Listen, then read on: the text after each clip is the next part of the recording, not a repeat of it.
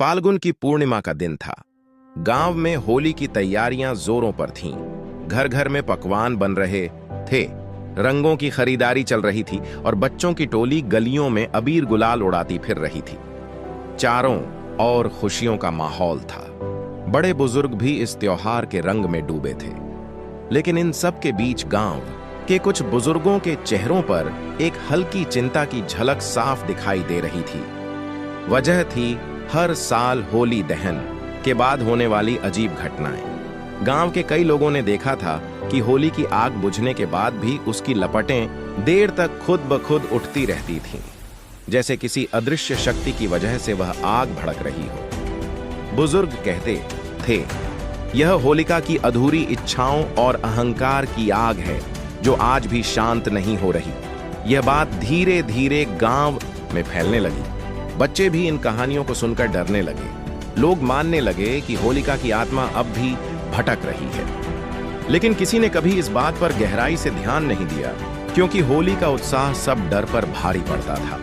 इस बार भी फाल्गुन पूर्णिमा की रात को गांव वालों ने होलिका दहन की पूरी तैयारी कर ली थी। लकड़ियों का विशाल ढेर सजाया गया। उसके चारों ओर उपले और सूखे पत्ते रखे गए। जब सूरज ढलने लगा तो गांव का माहौल भी धीरे धीरे बदलने लगा। हंसी ठिठोली की जगह एक अजीब सी बेचैनी ने ले ली। बच्चों को उनके माता पिता घर के अंदर बुलाने लगे।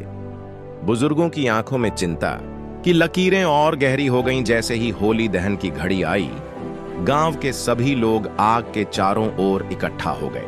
मंत्रोच्चारण के बीच अग्नि प्रज्वलित की गई। लपटें धीरे धीरे उठने लगीं और देखते ही देखते उन्होंने विशाल रूप ले लिया। आग की रोशनी से पूरा गांव जगमगा उठा। लेकिन तभी कुछ ऐसा हुआ जिसे देख गांव वाले सन्न रह गए। तेज लपटों के बीच एक आकृति उभरने लगी। सफेद आंखें, जलते हुए कपड़े और एक गुस्से से भरा चेहरा। यह दृश्य इतना भयानक था कि लोगों के रोंगटे खड़े हो गए। कुछ ने डर से आंखें बंद कर लीं तो कुछ कांपते हुए पीछे हटने लगे। बुजुर्गों ने तुरंत पहचान लिया, ये होलिका है। गांव में हाहाकार मच गया। लोग इधर उधर भागने लगे। बच्चों ने अपने माता पिता के हाथ कसकर पकड़ लिए। तभी गांव के बाहर से एक आर्ष वहां पहुंचे। लंबे सफेद बाल, झुर्रियों वाला तेजस्वी चेहरा और हाथ में एक लकड़ी की छड़ी। उनके आते ही गांव वाले जैसे शांत होने लगे। आर्ष ने अपनी गंभीर आवाज में कहा, डरो मत, यह होलिका की आत्मा है जो अधर्म और अहंकार के पाप से मुक्त नहीं हो पाई है। उसकी आत्मा तभी शांति पाएगी जब हम सच्चे मन से उसकी मुक्ति के लिए प्रार्थना करेंगे और अपने भीतर के अहंकार, लालच और बुरी भावनाओं को इस अग्नि में भस्म कर देंगे।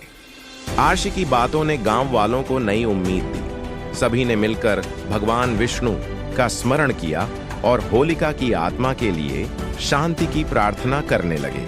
धीरे धीरे आग की लपटें शांत होने लगीं और वह रहस्यमयी आकृति भी धीरे धीरे गायब हो गई। गांव में सन्नाटा छा गया। लोग एक दूसरे को देख रहे थे, लेकिन किसी के पास शब्द नहीं थे। यह घटना यहीं खत्म नहीं हुई। अगले दिन गांव के कुछ बच्चों ने एक अजीब बात देखी। रात के समय जब सब लोग अपने घरों में थे, वे कुछ दूरी पर खेल रहे थे। तभी उन्होंने देखा कि होली के जलते हुए ढेर के पास एक बुजुर्ग महिला सफेद साड़ी में बैठी थी। उनकी आंखों में अजीब सी उदासी थी। बच्चे डरते डरते उनके पास गए, लेकिन जैसे ही वे करीब पहुंचे, वह महिला अचानक गायब हो गई। वहां केवल राख और बुझी हुई लकड़ियां पड़ी थीं।